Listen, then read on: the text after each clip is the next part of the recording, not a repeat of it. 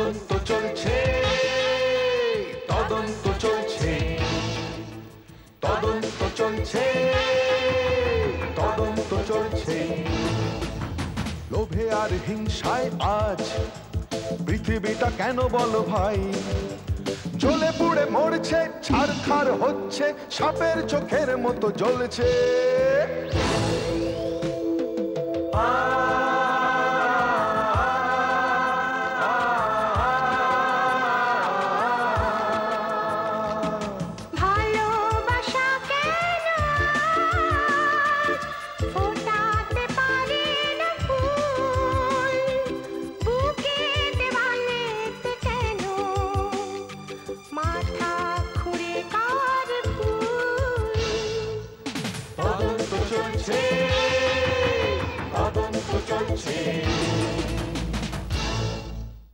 চেতল মাছের পেটি নিয়ে এসো। চেতল মাছের পেটি তো খাওয়াতেই হবে।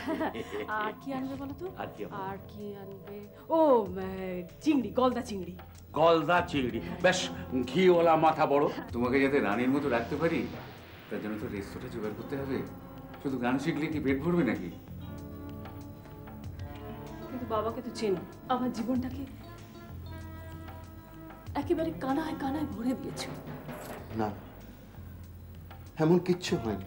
আপনি কিন্তু আপনার অধিকারের সীমা ছাড়িয়ে যাচ্ছেন। আহা, সীমার গণ্ডিটা না হয় একটু বাড়িয়ে নিলেই ডার্লিং। হ্যাঁ, এসো, হাতটা পুড়িয়ে দিই তোমাকে। এসো।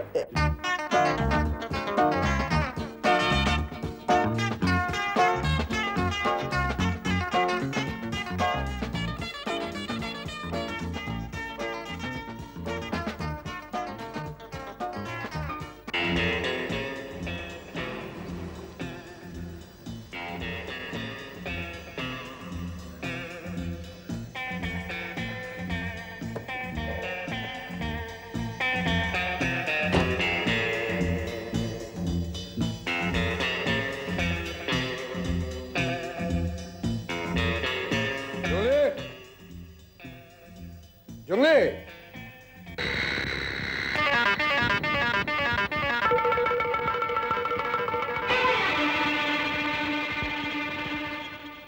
সাহেব, সব খবর ঠিক আছে তো? একেবারে।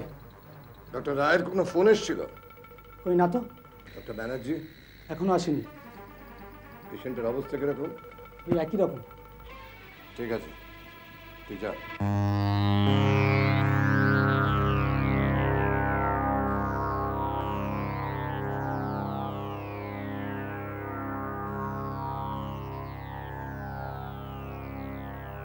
জয় রক্ত চামুন্ডা।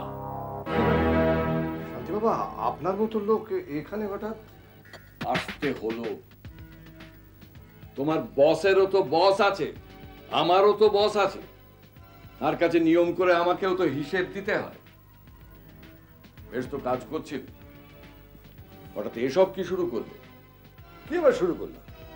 আমাদের মালিক জানতে চেয়েছেন যে তোমার বাড়িতে একটা নতুন লোককে থাকতে দেবার আগে তার সঙ্গে আলোচনা করেছিল, তার পারমিশন নিয়েছিল? না, নিইনি এবং নেবও না।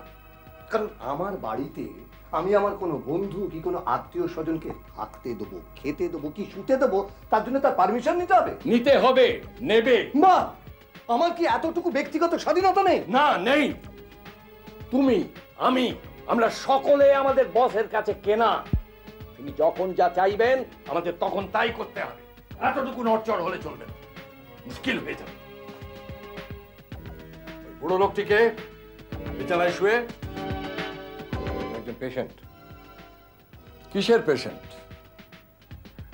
মনের রোগ, অ্যামনেশিয়া। ওর পাস্ট কি আছে? আমি জানি না। ওকে তুমি চিনলে কি করে? আমি তো চিনি না। তাহলে তুমি ওকে শেল্টার দিয়েছো কেন? ও আমার একজন পরিচিত লোকের। কে সে? সে কি ডক্টর সমরেশ রায়? আপনি জানলেন কি করে?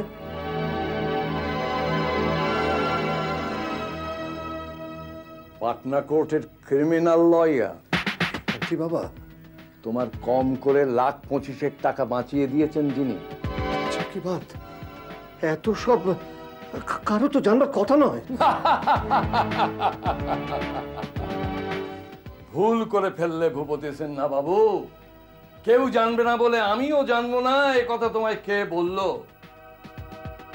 পঞ্চমুণ্ডির আসনে ধ্যানে বসে আমি ভূত, বর্তমান, ভবিষ্যৎ 3 কালের কথা স্পষ্ট জানতে পারি। এসব কি আরম্ভ করলেন কি? হ্যাঁ, এতক্ষণ তো বেশ স্বাভাবিক কথাবার্তা চলছিল, তা হঠাৎ 3 কাল, পঞ্চমুণ্ডি, ধ্যান যোগ, এসব খামোখা ধ্যানটা শুরু করলেন কেন? আপনি এত জানেন আর এটা জানেন না যে সব ফালতু ব্যাপারে ফালতু কথা নিয়ে আমাকে ঘাবড়ে দেওয়া যাবে না। দেখে এখন সাফ সাফ বলুন তো, এত সব খবর আপনি জোগাড় করলেন কি করে? এই কথা ভুলে যাও কেন? আমাদের বস 1 জোড়া নয়, 100 জোড়া চোখ নিয়ে সব দিকে তাকিয়ে থাকেন। তা হতে পারে। হতে পারে না তাই আরো একটা খবর শুনলে তুমি তো এক্ষুনি সেন্সলেস হয়ে মাটিতে পড়ে যাবে। কি খবর? না, থাক। বেশি দিলে ওভারডোজ হয়ে যাবে। আমাদের বসের হুকুম, তুমি ইমিডিয়েটলি এই বুড়ো লোকটাকে তোমার বাড়ি থেকে হাঁটাবে। না। কি না? সে আমি পারবো না। পারতে তোমাকে হবেই। যদি না পারি? এ আমাদের বসের হুকুম। বসের হুকুম? ইয়েস। কিন্তু আমি যে একজনকে কথা দিয়েছি। কথার খেলাপ হবে সে আমি চাই না। কিন্তু আমাদের বস তাই চান। এটা কি বসের একটু বাড়াবাড়ি হয়ে যাচ্ছে না? হ্যাঁ? কি কি বললে ভূপতি? বাড়াবাড়ি? কে কার বাড়াবাড়ি নিয়ে কথা বলে ভূপতি সিনহা?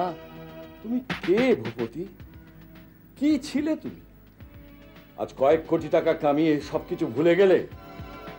ছিলে তো একটা ফুটপাতের গঙ্গানালীর পোকা, পচা জল থেকে উঠে এসে পায়ের তলায় একটু শক্ত জমির জন্য লোকের চামচাগিরি করে ঘুরে বেড়াতে। ওই বস যদি তোমাকে আশ্রয় না দিতেন, তাহলে কোথায় পেতে তুমি তোমার এই বাড়ি, ওই গাড়ি, তোমার ব্যাংক ব্যালেন্স, তোমার এই 5 স্টার কমফোর্ট? বসের সমালোচনা করছো তুমি। Shame, shame Bhupathi, shame.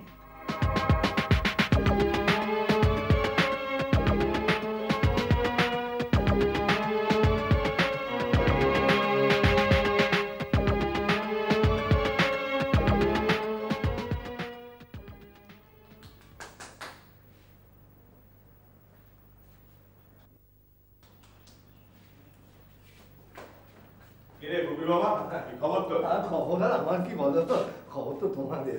আমি হলাম কি ফালতু লোক। এই স্যার, নিজেকে ওভাবে ছোট করিস কেন? আরে ছোট করার যোগ্য বলে তাকে কি দাম আছে বলো আমার জিন্দগি? আজ পর্যন্ত একটা কিছু কাজ করতে পেরেছি বলো? কি করতে চাস ভেবে দেখেছিস কখন? দেখেছি দেখেছি। আমি এমন কিছু বেশি চাই না। এই দুনিয়ায় আমার তো কেউ নেই। যতদূর মনে পড়ে ফুটপাতে বোধহয় জন্মেছিলাম। হে মা বাবা আদৌ তারা আছে কিনা কিচ্ছু জানে না, আর দরকারও নেই আমার জানা। আমার শুধু চাই পায়ের তলা একটুখানি মাটি, এক চিমটি, ব্যাস, আর কিচ্ছু না। ভূপতি, আজ তোকে একটা কথা বল। এই দেখো আমার মতো ফালতু লোকের সঙ্গে। ভূপতি, ঠিক আছে বল। বারবার বলেছিলেন নিজেকে ওভাবে ছোট করবি না।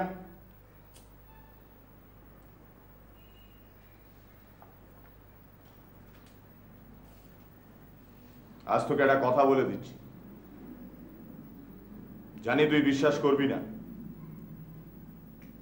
কিন্তু ভবিষ্যতে মিলিয়ে নিস। বলো বলো। একদিন তুই অনেক বড় হবি, অনেক। তোর মধ্যে একটা অদ্ভুত জ্বালা আছে, যে জ্বালাটা নিয়ে তুই সব সময় ছটফট ছটফট করে বেড়াস, আর ওটাই একদিন তোকে সত্যি করে জ্বলে উঠতে সাহায্য করবে। তুই অনেক উপরে উঠবি, অনেক। বলছি যে ভবিষ্যৎবাণী যখন করলে তখন তো সেটা সত্যি করার দায়িত্ব তোমায় নিতে হবে। সে আবার কি? বলছি যে তোমার দলে আমাকে বেরিয়ে নাও গুরু। ওই বিকাশ তালুকদারের চামচাগিরি সহ্য হচ্ছে না। একটা সুযোগ আমাকে দাও গুরু, দেখবে তোমার কিনা গোলাম হয়ে থাকবো গুরু। দেখ, থ্যাংক ইউ। ভেবে দেখ। তুমি তো খুব ঝানুমালা চোহে। আমার কথাটা আমার উপরই চাপিয়ে দিলি। হ্যাঁ, ক্ষমা করে দাও গুরু, ক্ষমা করে দাও।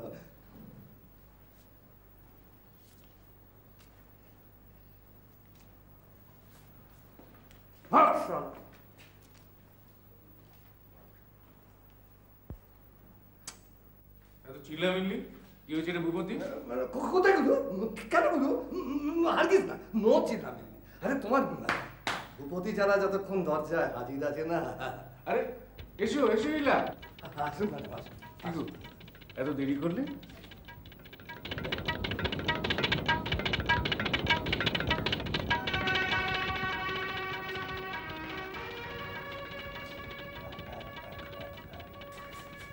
চালাও চালাও পানসি চালিয়েই যাও।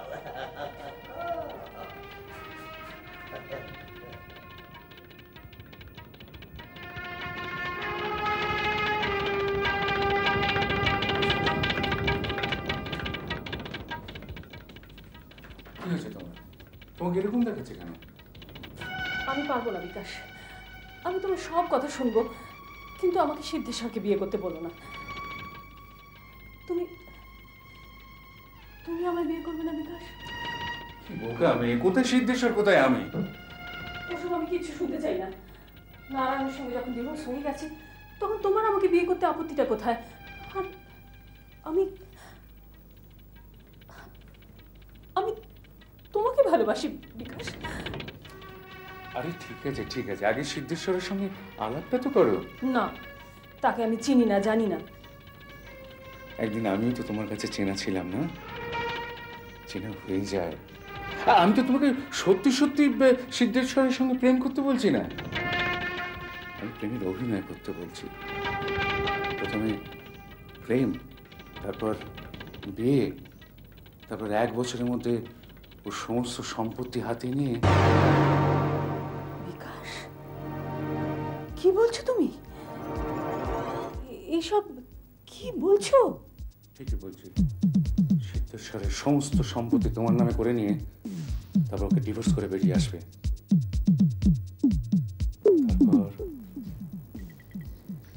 তারপর আমাদের এত দিনের দেখা স্বপ্ন সত্যি হয়ে উঠবে। কোনো দুঃখ থাকবে না, কোনো অভাব থাকবে না, কোনো অভিযোগ থাকবে না।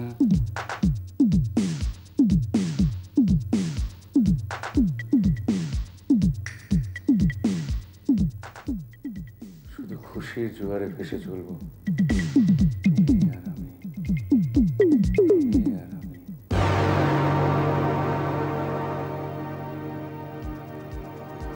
একটু দাঁড়াও, আমি দেখে আসি সিদ্ধেশ্বর এলো কিনা।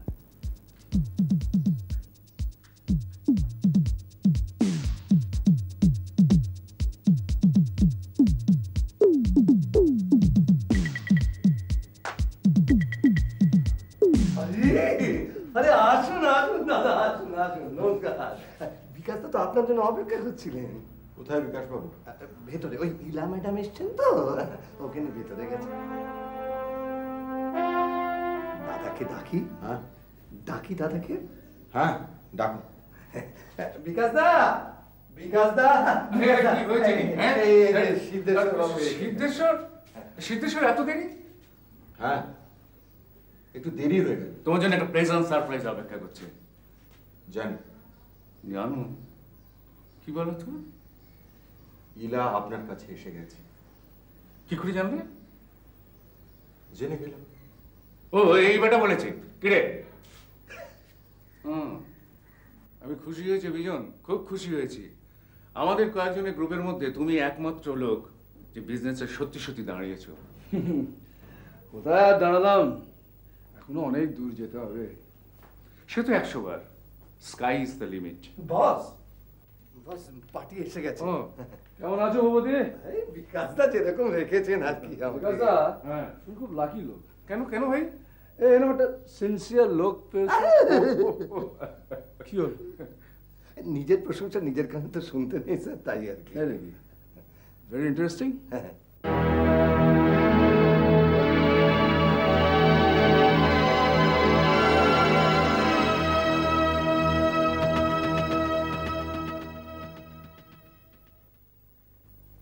আসতে পারি বস? বিজন এত দূর এসে পৌঁছে গেছে দেখছি, কি মনে করে? না কিছু না, এমনি চলে এলাম আর কি। আর ঠিক আছে, তোমরা ব্যস্ত আছো, আমি বলছ যাই। ওই বিকাশদা জানতে পারলেন আবার, আমি চলি। এই শোন শোন, যাস কোথায়? अरे फुटके अंदर अंदर इन দারুণ জায়গা তোমার অফিস, কি ঠান্ডা হাওয়া গো, এই ঠান্ডায় জমে যাস কেন? বল। হ্যাঁ আচ্ছা टैक्सी दे दे না না না ঠিক আছে, আমি দাঁড়িয়ে আছি, ঠিক আছে। কি মনে করে হঠাৎ? কিছু মনে করো না, এমনি চলে এলাম। তোমার গাছে বুঝি বিশ্বাস করো, হঠাৎ না তোমাকে আমার দেখতে, না মানে তোমাদের দুজনকেই আমার দেখতে ইচ্ছে করলো, তাই চলে এলাম হঠাৎ, কিছু মনে টনে করে না। হ্যাঁ, বিকাশ বাবু লোকটা কেমন রে? জমে তোর সঙ্গে? দারুণ জমে, একেবারে দিল খোলা মাই দেওয়ার লোক, একসঙ্গে বসে তো মালটা।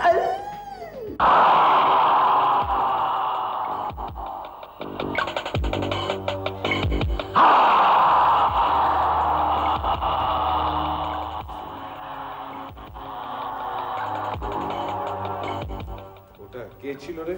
নতুন চুড়ি আবার কাজে আসবে? আসতে পারে। খাঁচায় পড়বি নাকি? আর একটু ভাবি।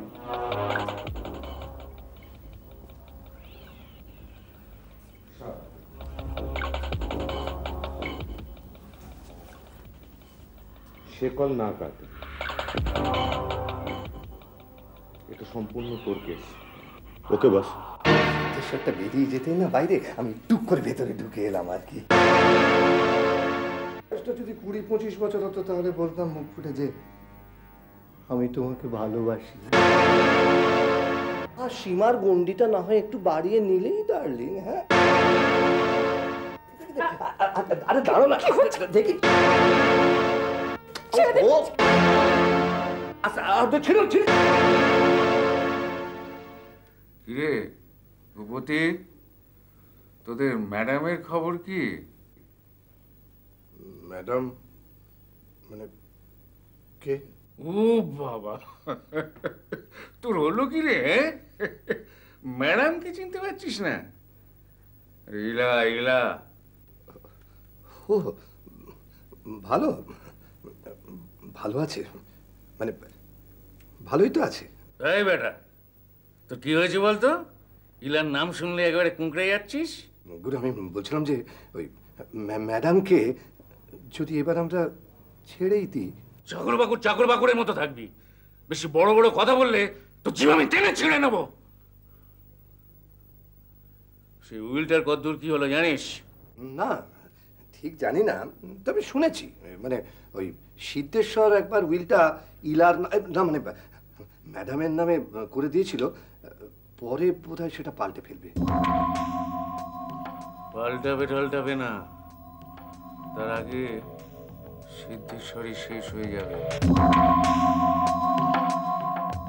যদি তুই দলে কাজ পেয়ে যাস কি করবি রে ভূপতি?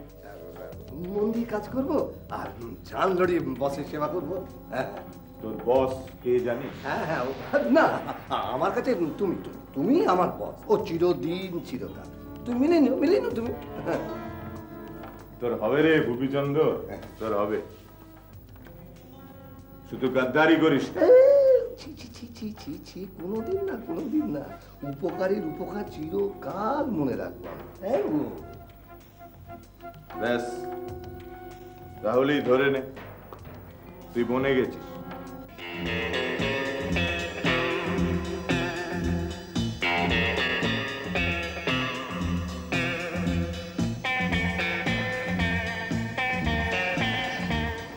একটু ভেতরে আসবে না ভূপতি?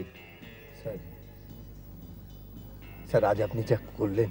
কি করলাম? আপনি ছিলেন বলেই আজ আমার লাখ লাখ টাকার সম্পত্তি আমি বাঁচাতে পারলাম।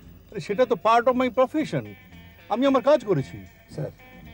স্যার যদি কখনো দরকার হয় এই বান্দাকে একটিবার এত্তেলা পাঠাবে, আপনার জন্য জান প্রাণ দিয়ে লড়ে যাবো স্যার।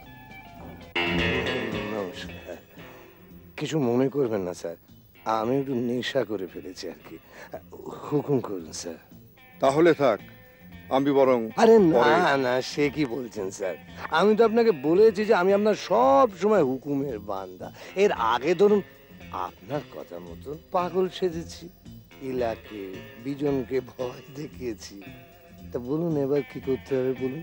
আমার একজন পেশেন্টকে কটা দিনের জন্য আশ্রয় দিতে হবে। চিরকাল থাকবে এখানে।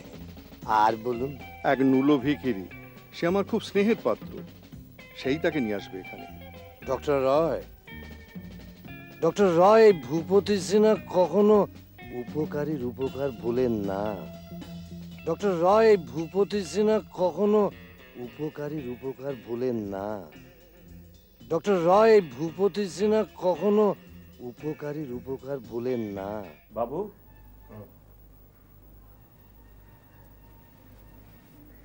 আপনার ফোন কোথেকে এসছে? বোম্বে থেকে এসছে।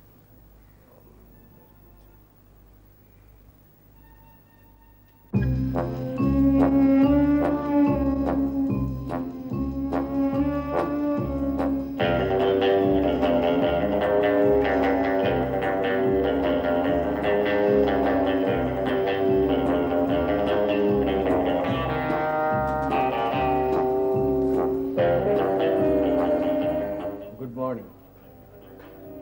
Very good morning.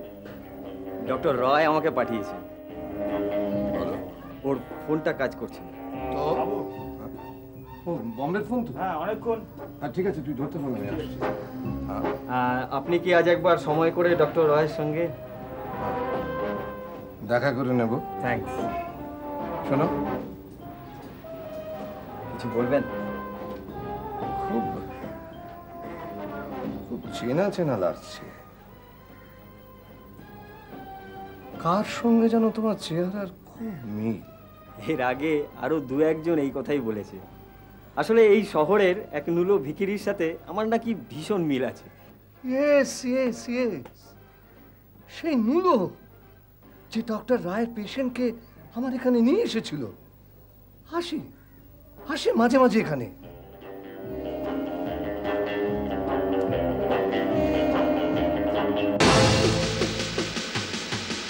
তদন্ত চলছে, তদন্ত চলছে, তদন্ত চলছে, তদন্ত চলছে। লোভে আর হিংসায় আজ পৃথিবীটা কেন বলো ভাই, জ্বলে পুড়ে মরছে, ছারখার হচ্ছে, সাপের চোখের মতো জ্বলছে।